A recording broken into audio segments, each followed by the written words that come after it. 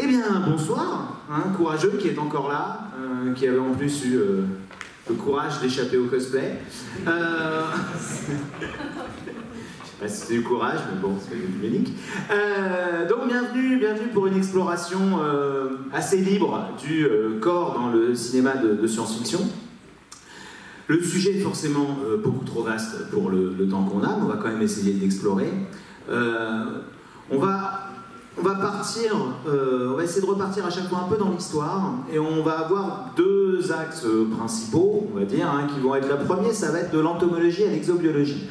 Sur, d'une part, la manière dont a évolué, dont on va concevoir des créatures de science-fiction, donc on va suivre une certaine évolution, et la manière aussi dont on va articuler les récits, car c'est aussi un des propres de la science-fiction, de la cohérence cognitive de la science-fiction. Donc, la manière dont on va concevoir le monstre ou l'autre en SF va structurer le récit. Et maintenant, on va le découvrir. Et bien, sans plus attendre, on va revenir directement dans les années 50, histoire d'avoir un point de départ avec Them, James Whitmore, et McGowan, John Wayne, en 1954.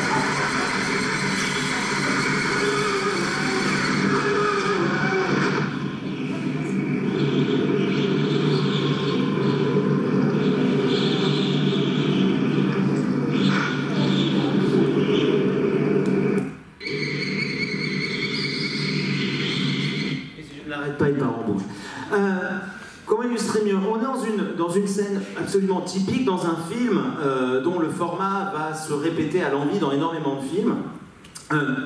Ce n'est pas un film à petit budget, le format est plutôt cossu, quand même, faut le dire, on est en 54, mais on part effectivement dans énormément de films de studio de l'époque d'une idée simplement de jeu déjà optique sur la taille des différentes créatures. Bon, ici on a vraiment une recréation. Et on a quelque chose de tout à fait typique, on a un triptyque avec un scientifique, un entomologiste qui lui sait comment on peut effectivement empêcher une fourmi de nuire, ce qui est une chose dont on n'a pas besoin extrêmement souvent, mais à cette taille-là on en a besoin, et évidemment qui se marie avec des composantes principales du génie américain, le travail d'équipe, le fait que tout le monde ait une arme et sache s'en servir, et la capacité à avoir l'armement approprié une fois qu'on l'a empêché de se repérer et d'avancer, et ben là il faut la finir avec une bonne arme automatique. Le reste du film va reprend déjà un schéma, c'est la première à l'introduire, mais le scientifique va notamment expliquer à tous les autres, on va avoir une scène très typique de tableau, où il va expliquer comment fonctionne une colonie de fourmis, comment est structurée une fourmilière, et évidemment ils vont aller explorer la fourmilière, ils envisagent plusieurs moyens techniques de se débarrasser des fourmis, à partir des insecticides, évidemment, un composé de cyanure gazeux, est la solution la première envisagée. On est en 54, on est en pleine montée du paradigme chimique, l'établissement des outils du productivisme en agriculture. Donc c'est des choses qui sont bien connues. Et en prenant ça comme point de départ, pour vous montrer que c'est un film plutôt cossu, mais il faut encore que je me batte un peu avec mon logiciel, mais ça ne devrait pas trop durer. Peut-être pas. Donc on est à ce moment-là, effectivement, tenu par des contraintes techniques, et juste pour donner un aperçu, d'un transfert qu'on retrouve dans tous les pulps, de l'insecte lui-même dont on va changer la taille pour le rendre plus menaçant, au proverbial Bug-Eyed Monster qu'on retrouve ici dans une version de Roger Corman en 61. Sur un petit aperçu. S'il veut bien l'ouvrir directement, ce qui serait simple.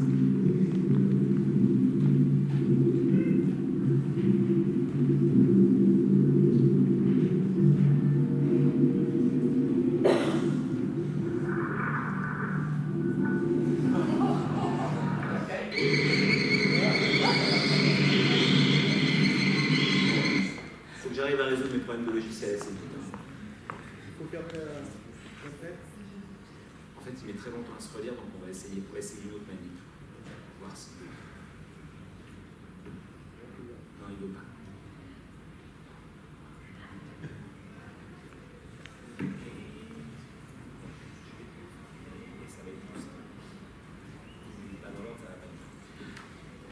Alors je suis absolument navré sur la scène de Creature of the Haunted Sea, hein, la créature de la mer hantée, car je l'ai coupé un tout petit peu trop tôt. Sur le plan d'après, on voit que la créature porte des palmes. Donc c'était juste pour illustrer là d'où on part. Et effectivement, le corps des créatures en SF, on a toute une période effectivement de production de studio dont on va beaucoup se moquer à l'extérieur, on va dire, du champ de la SF, qui va aussi alimenter énormément de couvertures de pulp, hein, et toute cette idée du Bug-Eyed Monster ou du film de studio dans lequel on va avoir des dizaines de films avec différentes créatures dans des formats de latex plus ou moins élégants, hein, qui vont envahir la Terre pour des raisons diverses. On va voir le peuple du slime, on va voir le peuple des abysses, caractérisé donc soit par des costumes relativement ridicules, soit par énormément d'effets d'optique, hein, l'attaque de la femme de 50 pieds, on va agrandir des créatures ou les multiplier. Ceci dit, ce principe de l'insecte et de l'hybridation, comme deux composantes essentielles de la manière de concevoir des créatures, vont perdurer. Et c'est à partir réellement des années 70, hein, on a quelques moments de films un peu plus intéressants visuellement ou aboutis, mais le moment où effectivement on va commencer à rentrer dans une écriture science-fictionnelle plus précise sur cette base-là, ça va être avec Alien de Ridley Scott, qui va certainement être le moment le plus marquant et qui va changer énormément de choses sur la manière déjà de concevoir sur un certain niveau de réalisme dans la conception de la créature et surtout l'écriture du récit par rapport à elle. Donc je vous propose un saut directement d'une vingtaine d'années pour un montage. Là, on va moins s'intéresser effectivement simplement à avoir un hybride ou à prendre la créature elle-même.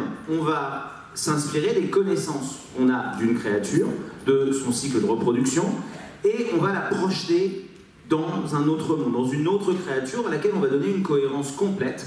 Donc beaucoup d'éléments vont nous rappeler des choses, mais on va fonder le réalisme non pas sur la copie ou sur la manipulation de quelque chose d'existant, mais sur la compréhension de logique du vivant et l'application à des créatures. On va passer simplement de l'entomologie et du jeu d'optique à l'exobiologie.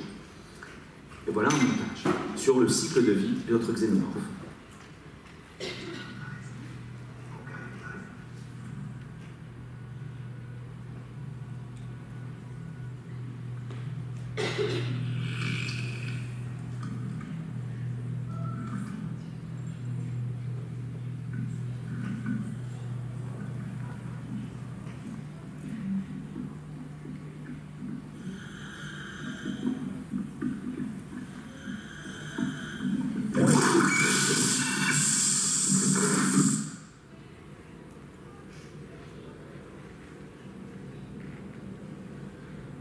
L'introduction du parasite.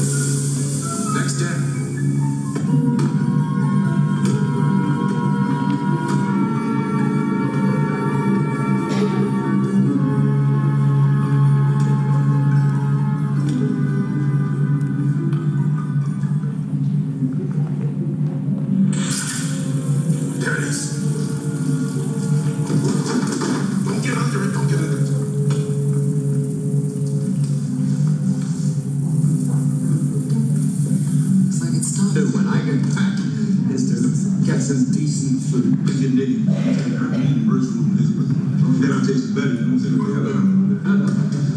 get the stuff right now. I'd rather eat something, but right now I'm thinking food. You know what it's made of. No, man. I don't want to talk about what it's made of. I'm eating this. Listen, man, the food ain't you chill for time.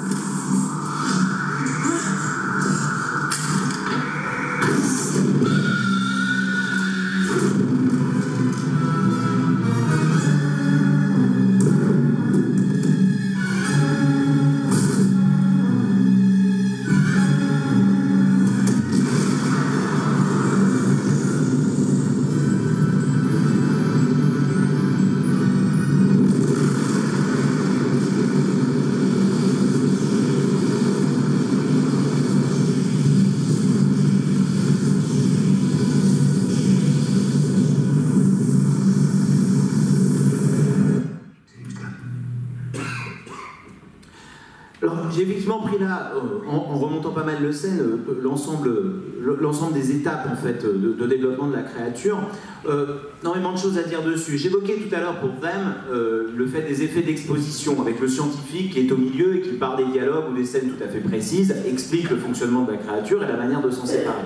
On est là dans ce que Saint-Gelais appelle, pour la science-fiction en général, mais que le cinéma a suivi aussi, dans des stratégies didactiques, avec des scènes pseudo-pédagogiques où, par les dialogues, par un personnage, on va donner au spectateur ou au lecteur, de manière brute, assez simple, les règles et scientifiques sur lesquelles sont basées la créature elle-même, sa conception, et la manière dont le récit va se dérouler.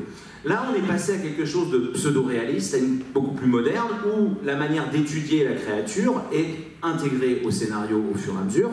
On a des scènes où on n'a pas vu de scanner, où ils vont détecter à quel point la créature plonge à l'intérieur du personnage, se rend compte de son caractère parasitaire, et on va suivre ensuite les modes de développement parmi les plus complexes de la planète, chez les insectes, avec vraiment un parasitage, un œuf, une chrysalide, une nymphe, et ensuite le développement d'un individu adulte.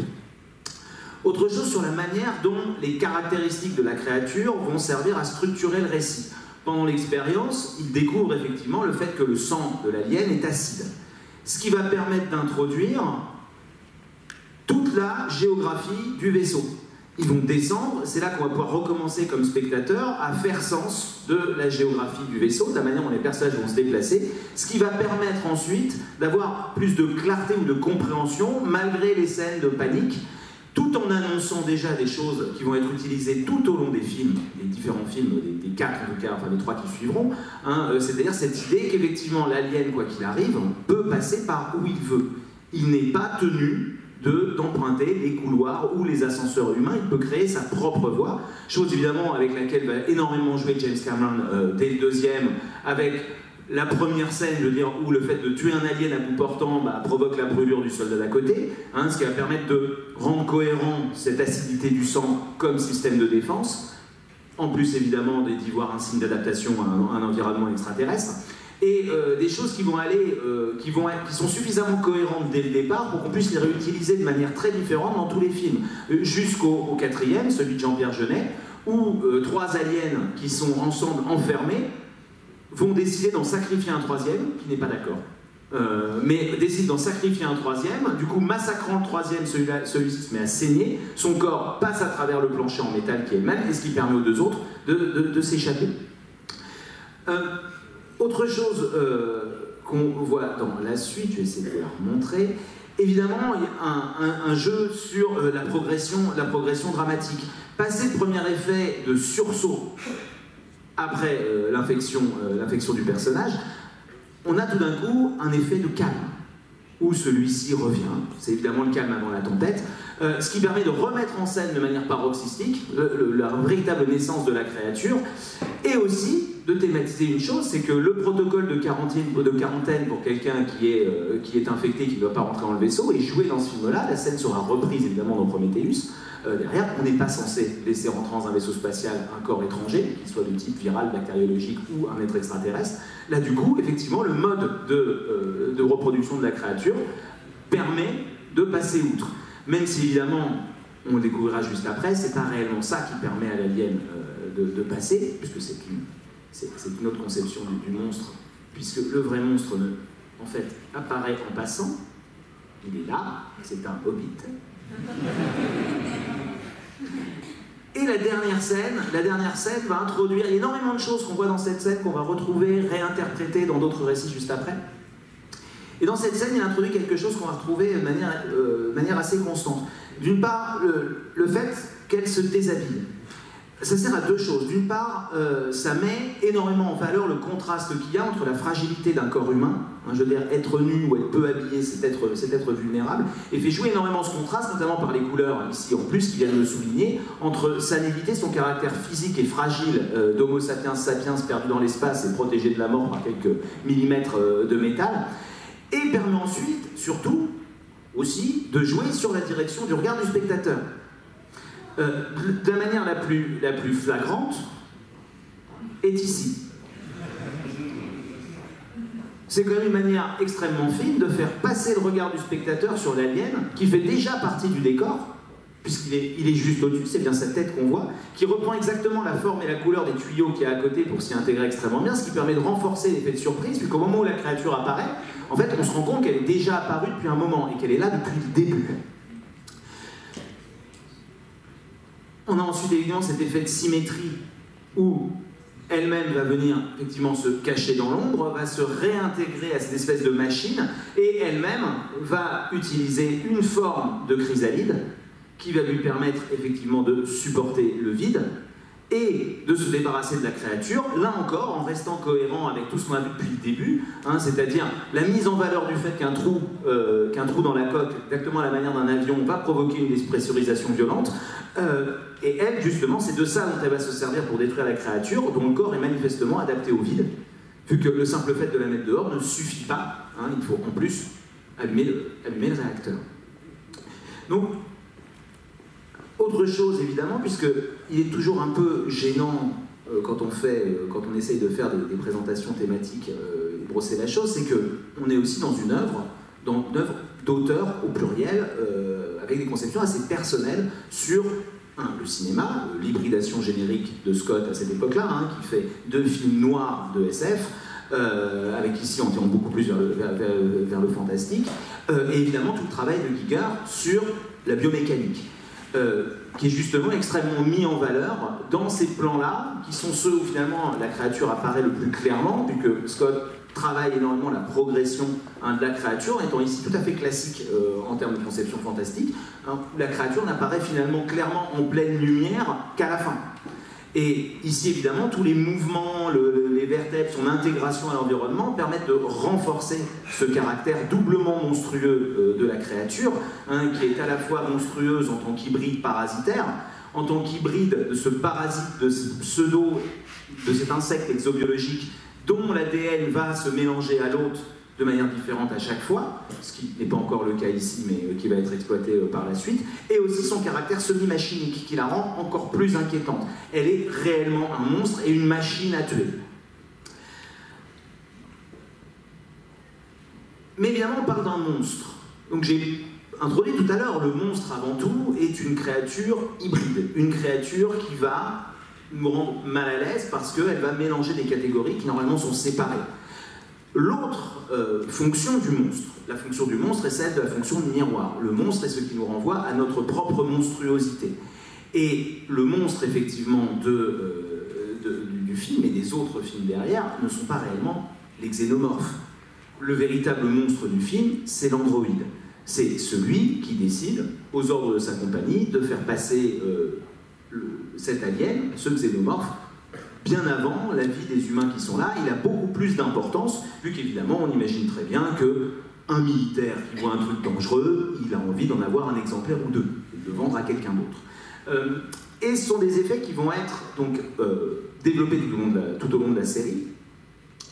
Mais effet de son époque, une des choses qui a vraiment trait pour le coup au monstre, au fantastique classique, hein, la différence, une des caractéristiques du fantastique classique étant bien une irruption de l'irrationnel dans un monde rationnel, donc où il n'y a pas d'explication. On peut tout à fait avoir une plausibilité scientifique de la créature, hein, qui va affecter son réalisme. On n'est pas forcément obligé d'avoir son origine.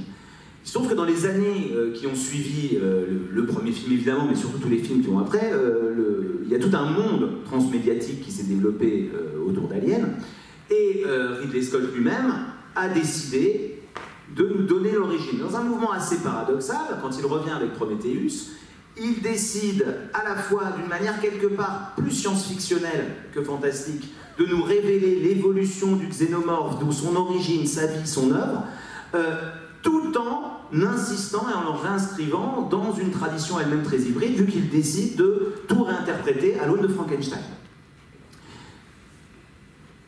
Et là, on va pouvoir voir effectivement de quelle manière, finalement, joue contre lui des principes de réalisme qu'il a lui-même aidé à établir au cinéma. Je vous mets donc la reprise de cette scène-là dans Prometheus. Pas tout à fait cette scène-là, mais un peu après. Whoa. What's that? Oh, hang on. Okay. Okay, just stay calm. Stay quiet. This is okay. I can handle this. Hey, baby. Prometheus? We have an elongated reptile type creature, maybe 30, 40 inches, with transparent skin. It's beautiful.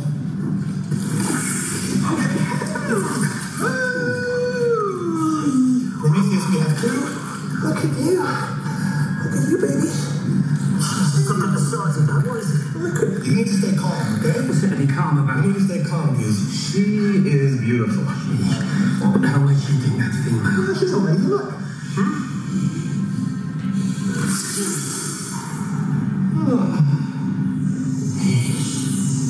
She's mesmerized. Come here. It's okay. It's okay. It's okay.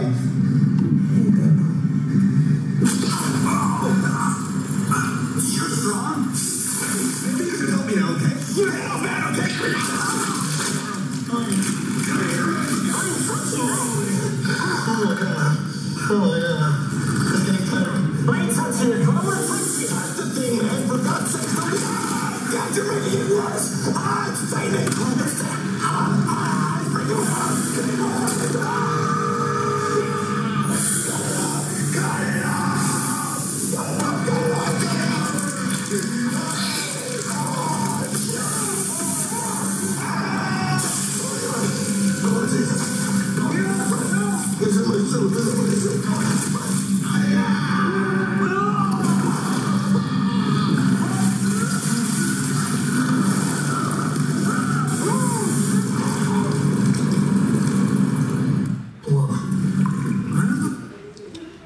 Forcément, la scène n'a pas eu tout à fait l'effet escompté sur le public, pour les raisons mêmes que j'évoquais juste avant. Le personnage qui la trouve absolument magnifique et qui a décidé d'aller caresser la créature est le biologiste de l'équipe. Donc, l'exobiologie, bon, quelque chose qui existe où on va effectivement essayer de concevoir des créatures dont le comportement va apparaître réaliste à un public de non-spécialistes parce qu'il correspond peu ou prou, de manière détournée, aux créatures dont il est inspiré. Bon, donc là on a un serpent qui s'approche, qui fait exactement comme un cobra en position d'attaque. Il comprend pas. Ensuite, on continue sur le même principe, il se comporte comme un boa constricteur. Normal, c'est un serpent, il a dit lui-même, gros serpent, 90 cm, il vit dans un espèce de pétrole extraterrestre, sympa, avec un côté très bizarrement phallique, à la Giger, enfin là, graphiquement, visuellement, Prometheus, c'est un film très très beau. C'est la manière dont il est écrit qui pose un peu problème. Et le truc, c'est que pour la plupart des gens, effectivement, c'est absolument évident que ce scientifique, comme tous les scientifiques de ce film, est un abruti. Évidemment, le seul qui a 2 onces de jugeote, c'est celui qui reste en arrière, en se disant, cette chose-là a l'air dangereuse, certes. Et le truc, c'est que si la scène, notamment, alors, je n'irai pas jusqu'à dire qu'elle fait rire, si, quand même. Elle fait quand même rire. À cause de ça, c'est que justement, là, ce qu'il fait extrêmement bien, je veux dire, en appliquant des choses qu'on retrouve dans les SF contemporaines et modernes comme outil de narration, là, se retourne totalement contre lui quand il le reprend des décennies plus tard, vu qu'à ce moment-là, le public a parfaitement intégré ces choses-là. Elles sont devenues, du fait notamment de sa propre œuvre, des suites d'Alien et de leur qualité, des choses qu'on attend maintenant en termes de réalisme dans un film et qu'il retourne contre lui-même. Bon, passons ce côté. La créature elle-même est une première référence à Frankenstein. Quand il dit un truc très simple, qui vient directement du roman, qui est « Ah, sa peau est blanche, elle est translucide ».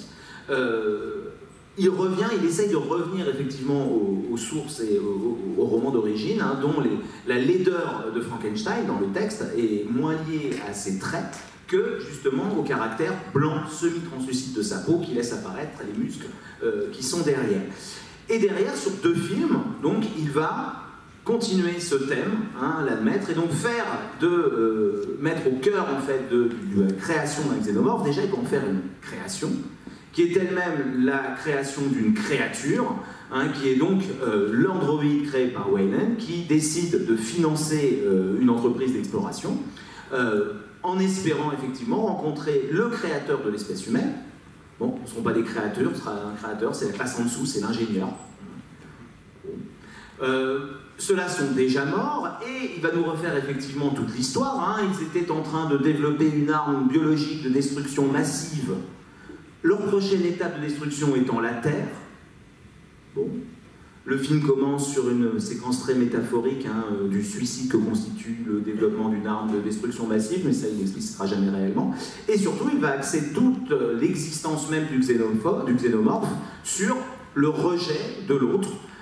Déjà sur le désir faustien de Weyland qui veut conquérir l'immortalité quel qu'en soit le prix, et de cet androïde qui lui-même est programmé pour ressembler, s'intégrer aux humains, qui se retrouve rejeté, seul, qui lui-même d'ailleurs est dans une logique de copie culturelle. Il regarde des films, il s'inspire de la littérature. Et c'est lui finalement qui, à partir de cette créature-là, va mener des expériences successives d'hybridation génétique jusqu'à arriver au xénomorphe. Et ça, il le développe donc sur les 2 films. Comme je disais tout à l'heure, d'une manière assez paradoxale. Cette espèce de paradigme insectoïde va devenir un paradigme dominant qu'on va retrouver dans énormément de films. Il suffit de repenser à Independence Day ou à quelques grandes créatures comme ça, on va voir. Ceci dit, on ne va pas toujours l'utiliser de la même manière. L'utilisation de l'insecte permet plusieurs choses. Ça permet une chose, la première, qui est presque budgétaire, qui est que ça permet de rationaliser ou de rendre cohérent le fait que tous les extraterrestres aient à peu près la même forme. Alors, le fait qu'ils aient tous à peu près la même forme, jusqu'aux années 60-70, ça fait énormément de films avec ce que j'appelle les futurs Paco Rabanne, où on a des extraterrestres dont la population entière est habillée avec la même robe lamée argentée avec des petites chaînes, où on a ce monde de SF où voilà, tous les extraterrestres sont habillés de la même manière. Si les extraterrestres sont des insectes, ça marche. On peut le faire, on peut faire des économies d'échelle, mais ça reste justifié.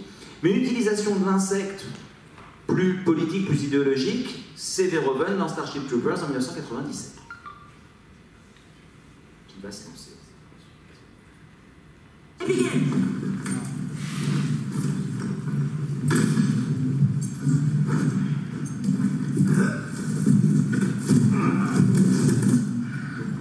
Oh, come on, it's just a bug. Then we got Just a bug. We humans like to think we are nature's finest achievement. Afraid it just isn't true. This archaic batmobile is superior in many ways. It reproduces in vast numbers, has no ego, has no fear, doesn't know about death, and so is the perfect helpless member of society. But humans have created art, mathematics, and interstellar travel. True, but before you let that go to your head, take the example of the arachnid, a highly evolved insect society. By human standards, they are relatively stupid. But their evolution stretches over millions of years. And now, they can colonize planets by hurling their spore into space. Yeah, I think we got it. Smart. This sucks.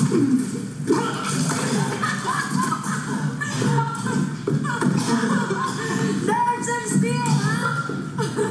Begin! Alors, le roman d'Heinlein qui adapte, dans le roman d'Heinlein, adapté par Verhoeven, les extraterrestres ne sont pas des insectes, ce sont des humanoïdes. Donc là, il les reprend effectivement comme ça. Alors, désolé, j'ai perdu mes sous-titres avec VLC, désolé pour les non-anglophones. Ce qu'on a comme explication, c'est que l'insecte est le citoyen parfait. Il n'a pas d'ego, il obéit aux ordres, il n'agit que pour le collectif. Et évidemment, il sert d'image miroir à l'Amérique fasciste qui nous dépeint dans Starship Troopers, qui est un régime totalitaire, et qui évidemment tend un miroir à cette civilisation. Le personnage de Carmen, qui deviendra peu après un pilote de vaisseau, a une réaction tout à fait typique et classique mais enfin, nous avons inventé l'art, nous avons inventé le voyage interstellaire, ce qui est évidemment, pour son enseignante nazie, qui le porte sur elle, c'est absolument pas un argument, vu que les insectes ont une évolution bien plus ancienne que l'espèce humaine, ça fait beaucoup plus longtemps qu'ils sont là, et qu'eux-mêmes peuvent projeter leurs spores dans l'espace, et se déplacer aussi. Et donc elle explique qu'effectivement, on est sur une forme de vie absolument parfaite. L'insecte, et on va le retrouver, l'insecte propose ici une organisation sociale qui vient construire un discours idéologique et qui révèle en fait, à la manière du monstre face à l'être lui-même ou à son créateur, qui révèle la vérité de son opposant. Cette idée d'exobiologie, utilisée de diverses manières, on a énormément d'exemples, mais qui à chaque fois vont être des exemples relativement spécifiques. On a vu tout à l'heure un exemple tiré d'un Roger Corman, d'une créature marine qu'on va légèrement transformer pour en faire un monstre. Récemment, on a eu toute la planète Pandora par James Cameron, qui est conçue à la manière en fait de récifs de coraux, de créatures des abysses, qu'on va déplacer, faire remonter à la surface. On va utiliser la photoluminescence. Il y a énormément des scènes, en fait, des herbes, des plantes qu'ils touchent et qui se rétractent, qui sont en fait simplement des reproductions de coraux parfaitement existants. Donc c'est pas déplacement de contexte qu'on va créer quelque chose de différent, en tout cas une altérité, là on n'attend pas à la trouver. Et en même temps, il va créer un écosystème complet. En utilisant effectivement, en déplaçant les catégories, tous les animaux ont 6 pattes, donc ce sont celles des insectes, mais ce sont manifestement des reptiles, ou ce sont manifestement des fauves. Et donc c'est subtilement, en retrouvant cette idée d'hybridation du monstre, on va aller prendre la carapace de l'un, le mettre sur le corps d'un autre, on a quelque chose qu'on pratique à la main depuis des siècles, dans des cabinets de curiosité, qui va permettre de créer ça, et en même temps qui va servir quelque chose de tout à fait moderne sur les limites et l'interaction du corps et de son environnement. Tout le principe d'Avatar, on est à la période de développement des réseaux, il va nous proposer une interface cyberpunk sans aucune technologie, mais dans laquelle les êtres peuvent s'interfacer les uns aux autres, dans laquelle le contact de la nature, qui l'emprunte là pour le coup à des conceptions mythologiques et culturelles indiennes, va être réinvesti dans la biologie de toutes les créatures vivantes de Pandora. Ils sont effectivement en contact, ils sont capables de s'échanger des informations.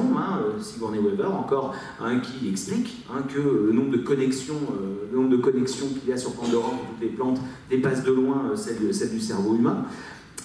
Et on va avoir cette utilisation à chaque fois de paradigmes exobiologiques, mais qui vont construire des mondes qui eux-mêmes sont à commentaire sur la manière dont nous-mêmes nous concevons ou nous concevons notre rapport à l'environnement à un moment donné. Dans Avatar, c'est à peu près aussi clair que dans Starship Troopers, où on va dénoncer une forme de dérive totalitaire d'une certaine vision des États-Unis contrôlée par les intérêts du complexe militaro-industriel. Dans Avatar, il va reprendre et nous expliquer par la nature du contact qu'on a perdu entre notre corps et celui de la nature, quand on est des produits et qu'on est lié à lui d'une manière physique, et construire un discours, en fait, pour enseigner à toute une génération qui n'a connu que George Bush qu'il est extrêmement mal d'aller de l'autre côté de la galaxie pour exploiter des ressources énergétiques qui, pas de chance, se retrouveraient justement sous les terres sacrées d'indigènes qui ont tendance à porter des plumes dans les cheveux. Donc il y a là, dans cette démarche-là, pseudo-réaliste, un côté tout à fait pédagogique et idéologique derrière. Ce qui nous amène à un trope assez... qui a été beaucoup développé en SF, notamment par James Blake dans Sunrise humaine ou autre, qui est l'idée derrière de la pantropie. On a les différentes étapes dans Avatar, avec l'idée que pour pouvoir vivre dans un environnement différent, on peut soit se doter de machines et de systèmes de survie, plus ou moins portatifs, qui vont aller du vaisseau spatial à la base, à l'exosquelette, qui lui-même permet de se déplacer, à l'idée d'adaptation du corps à l'environnement étranger. Et c'est quelque chose qui a fait lieu d'un téléfilm sur Netflix. Zane's brain just simply exploded. How do you fix it? It's surgery. That's not going to happen. Without it, Rick's brain will... Tell me the truth. Stop it. No! No! I won't sit here and watch you turn my husband into a fucking animal.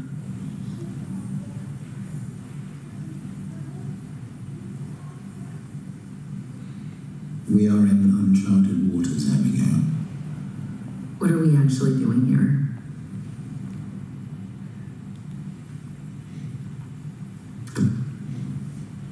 During the first treatment, we injected the subjects with an enzyme that could alter human DNA. You mean animal DNA? When He's giving you a name, do you know that? You're calling them Homo titanians, right? It's a new species of man.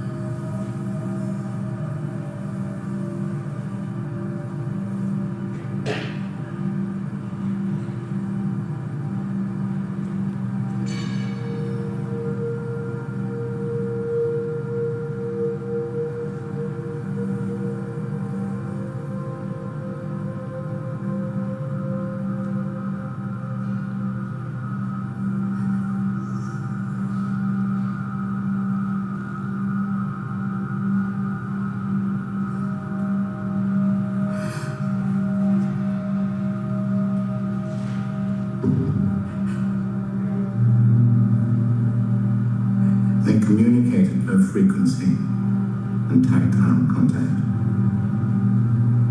Our hearing can't detect it. They can go home until we launch.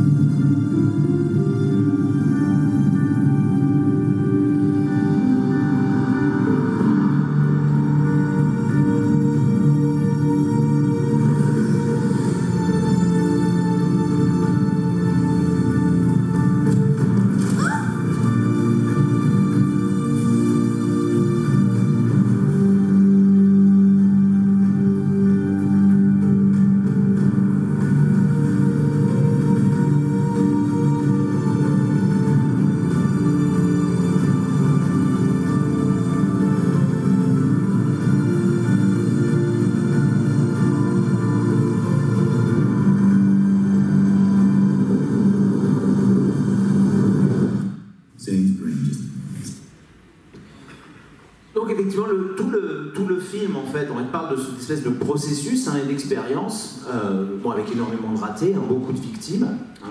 Évidemment, Sam Worthington est le seul qui va réussir à se transformer dans une créature adaptée à Titan. Il a l'avantage d'avoir déjà essayé un avatar sur Pandora, donc forcément il était plus prêt que les autres. L'idée étant évidemment, ce qu'elle dit au début, c'est que c'est un traitement donc, par enzyme pour créer un Homo titanus adapté à Titan. Sa première réaction étant évidemment celle du rejet. Vous êtes en train de transformer mon mari en animal. Après, en langage cinématographique, c'est pas quelque chose de très très évolué, le fait d'indiquer la séparation par un jeu du verre, dans lequel elle ne se voit qu'elle-même avant de découvrir la créature de l'autre côté. La petite précision qu'ils ne peuvent plus communiquer effectivement, ne communiquent plus par fréquence, uniquement par les mains. Avec cette idée à la fin d'acceptation à partir du moment où l'être qu'elle aime a retrouvé en fait un milieu dans lequel il se sent bien, pour lequel il était adapté, avec des procédés extrêmement simples pour nous montrer à quel point il est bien adapté à cet environnement. Il est pieds nus sur des pierres dures sous la neige. Et il est tout nu. C'est assez simple, mais c'est relativement... Mais en tout cas, le processus est relativement intéressant. Ça, c'est une modalité science-fictionnelle assez classique, donc d'envisager l'adaptation du corps à l'environnement. À l'inverse de ça, on a dans Gravity la proposition de Quaron de nous faire l'expérience d'à quel point l'espace, même s'il est proche, est un environnement dangereux et auquel notre corps est parfaitement inadapté. Avec autre chose. On revient.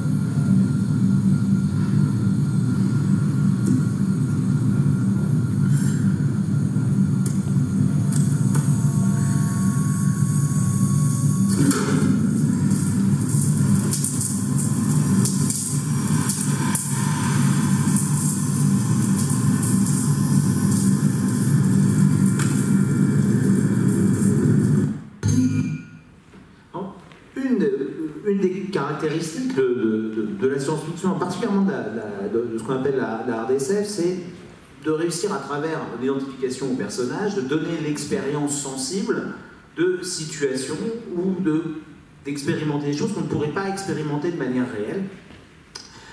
C'est tout à fait ce qu'il fait. Tout le début de la scène dont on voit la fin, en fait, est en vue subjective, elle est en train de suffoquer, elle est à la fin de son oxygène, elle est seule, on est après la première grande destruction, la première volée de micrométéorites. Et donc, quand elle arrive, on a un espèce de son qui est voulu, une espèce de nappe assez grave, qui est extrêmement oppressante. Évidemment, quand elle ouvre l'écoutille, alors on a pu le traiter ici, le problème de cette écoutille, elle s'ouvre à l'envers. Il a essayé de faire cohérent scientifiquement. Il n'y en a pas un, évidemment, qui aurait l'idée de la faire s'ouvrir vers l'extérieur, des fois qu'un reste de pression projette l'astronaute vers l'extérieur. Donc bon, tout n'est pas parfait. Il y a ça, des petits problèmes d'inertie, mais cinématographiquement ça marche.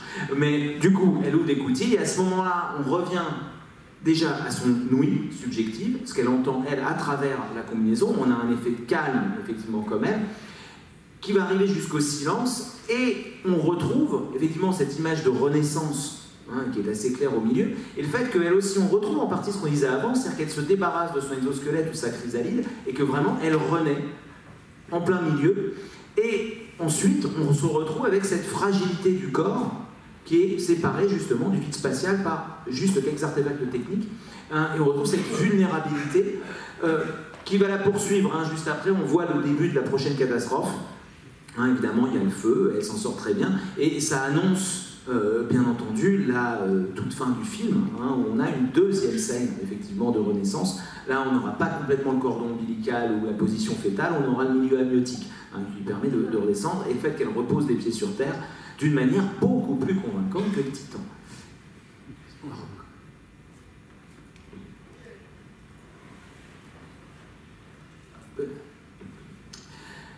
On va passer à la deuxième grande modalité de création du corps en science-fiction.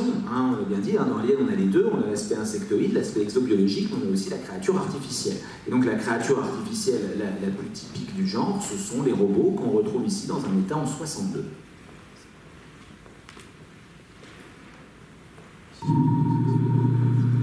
They had talked and argued for years, trying, they said, to find a way to prevent it. But they failed. No one can be sure who started it, and really that is unimportant. It did happen. The atomic war. It was short, lasted about 48 hours. Within 2 weeks, 92% of the human race had perished to bomb and radiation. Those left, with their birth rate below 1.4 per union, turned to robotic automation devices to help them rebuild their cities and maintain a high standard of living. The first exploratory steps in the development of electronic brains had been taken prior to the atomic war. These early models were bulky and required large buildings to house them, but they merely needed refining. One of the first steps was the magnetic integrator neuron duplicator, a device 1/100th of the size of a golf ball which duplicated portions of the human nervous system and carried out learning processes. Automation was also well on its way. But these too were cumbersome and needed further development before the two elements could be joined in the series R1 robot. This first robot was quite ungainly, and its functions were limited. But refinements came in rapid succession, and soon the R20 was capable of all the thought processes and functions of a man. However, humans found it psychologically impossible to work side by side with a machine that they had to converse with, and which in most instances could outthink them. Thus it was that Hollister Evans perfected the R21, the first humanoid robot. This story concerns them, the clickers, as they were disparagingly referred to by some. They had talked. Donc là, de manière typique, on a le robot de l'ère atomique. Donc une guerre nucléaire, dont tu le précises, hein, on ne sait pas qui l'a commencé, ce n'est pas très grave, a décimé l'ensemble de la population, et donc les survivants, pour maintenir leur niveau de vie, ont décidé de recréer cet être. Donc on a la généalogie technique, on a les grands systèmes de la Deuxième Guerre mondiale, hein, la transition entre les derniers supercalculateurs et les premiers ordinateurs, leur miniaturisation, le neurone artificiel, la première version qui ne fait pas grand-chose, la deuxième version qui marche mieux, et la troisième que certains humains appelaient des cliqueurs avec mépris. Certains, dès l'époque, hein, là on est, le côté rigolo, c'est le côté vraiment typique de la création et de l'évolution technologique, on a déjà quand même dès l'époque des robots qui sont plus évolués visuellement, hein, notamment le Robit for the Planet.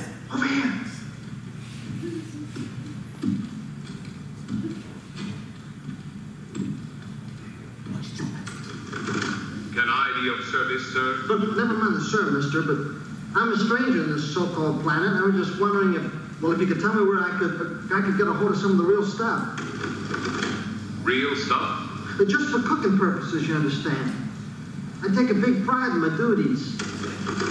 Pardon me, sir. Stuff? Oh.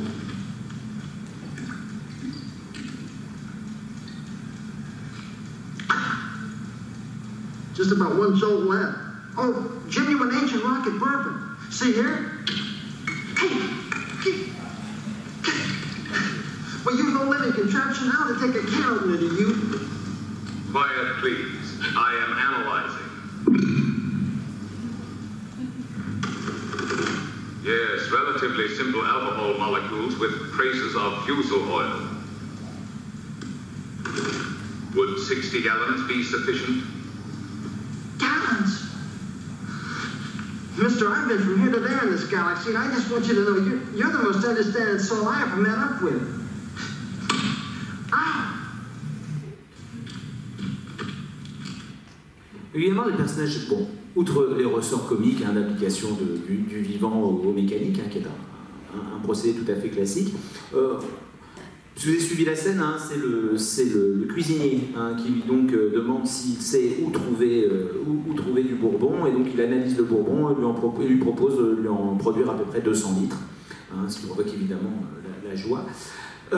C'est une utilisation du robot qu'on va retrouver notamment typiquement dans toute la guerre des étoiles, avec l'idée d'un personnage, d'un robot dont le design déjà est assez attirant. Hein, pour l'époque, on va voir, hein, ce film c'est 6 ans avant la création des humanoïdes qu'on vient d'avant, donc il y a beaucoup de travail qui ont été dedans. Évidemment, il y a un acteur à l'intérieur de la combinaison, et de personnages qui vont servir notamment, hein, de ressorts comiques, avec des personnalités qui se développent sans forcément se poser énormément la question de leur cohérence. Hein, on est là dans la fascination, dans l'objet technique fascinant de la science-fiction qui en fait l'exotisme. Et c'est une fonction classique de la marionnette ou du robot. Avant de rentrer dans le détail, il y en a un autre, donc une petite curiosité que vous avez peut-être vue, qui est la réinterprétation bollywoodienne du robot. C'est un robot qui s'appelle Endiran, le robot, de 2010, dont le design reprend celui de l'homme bicentenaire. ओए एल्यूमिनियम के डब्बे अपने लिए भी ऐसी एक strong filter coffee अबे वो डब्बे और ग्रेड 3 के लिए सॉरी सेल्फ सर्विस इस लैब में इंसान की कीमत ही नहीं है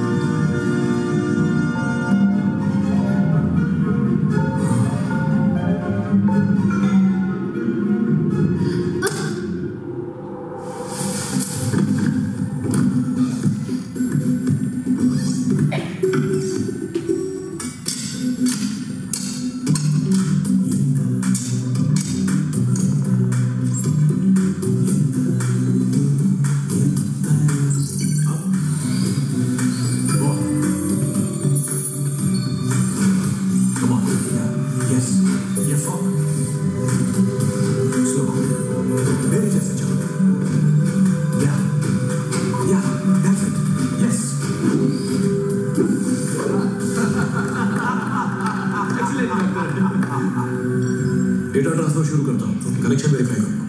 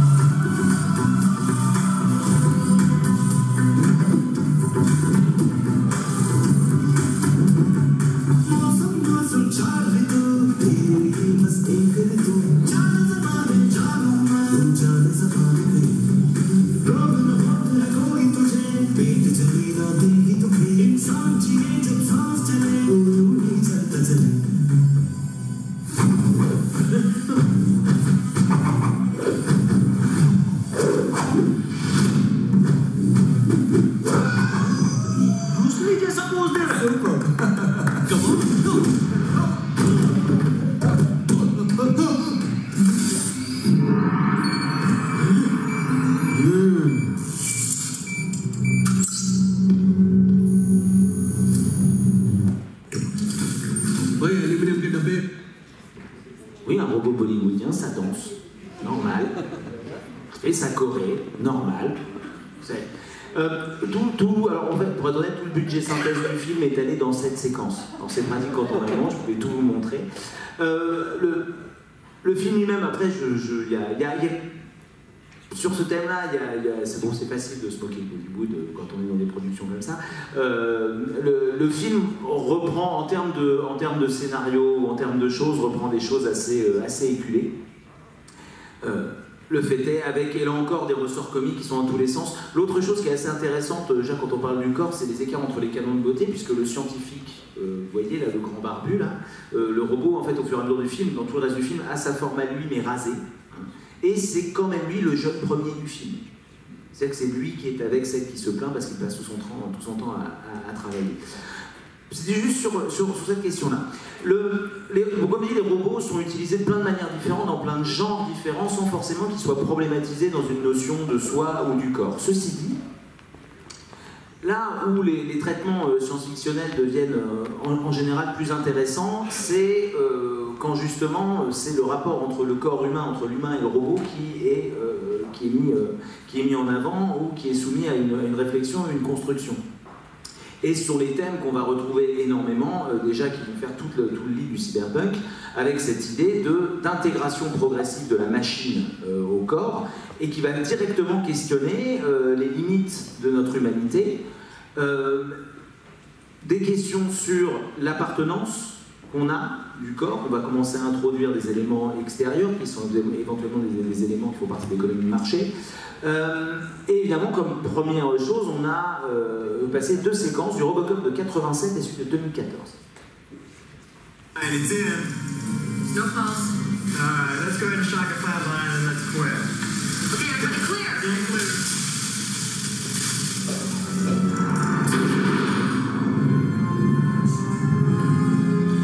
Alright, I think that's all we can do. Let's call it. What's the time?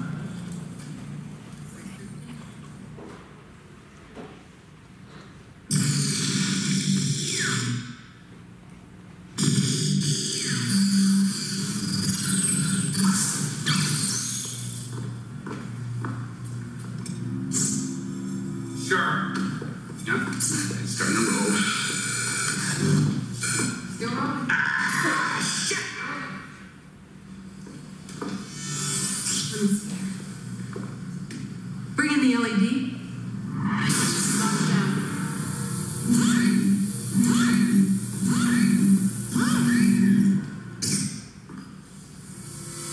He's on. What's the story? We were able to save the left arm. What? I thought we agreed on total body prosthesis. Now lose the arm, okay? Jesus, man.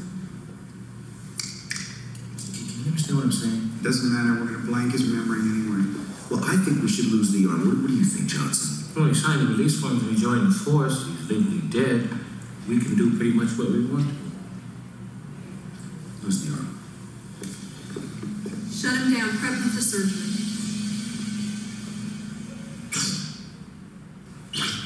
The entire outer skin will be like this. It's titanium, laminated with Kevlar. Go ahead, shake his hand. Come here, off. Come on.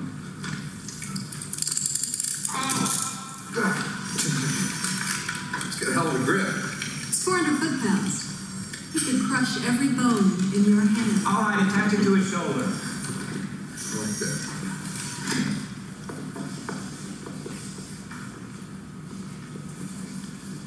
You're gonna be a bad motherfucker. Alors évidemment, dans Robocop, l'idée du départ, hein, c'est qu'on voit la mort d'Alex Murphy, qui ensuite est ressuscité par la technologie, et introduit une espèce de rapport à la propriété du corps. À partir du moment où on commence à considérer le corps comme une machine avec des parties remplaçables, se pose la question de la propriété. Le corps devient un outil manufacturé qui a une manifeste supériorité technique et de résistance, mais c'est tout le dialogue entre les deux personnages qui consiste à dire à partir du moment où il est mort, il a signé une décharge, on peut faire absolument ce qu'on veut, donc lui couper le bras gauche même si on a réussi à le sauver. Celui-là ne devient plus qu'un appendice inutile qui doit être remplacé par quelque chose de plus efficace, de plus moderne. Sachant qu'en plus dans le film, qui est une critique assez acerbe du capitalisme sauvage, le fait d'introduire un humain dans une machine se fait avant tout pour des questions d'acceptation du public.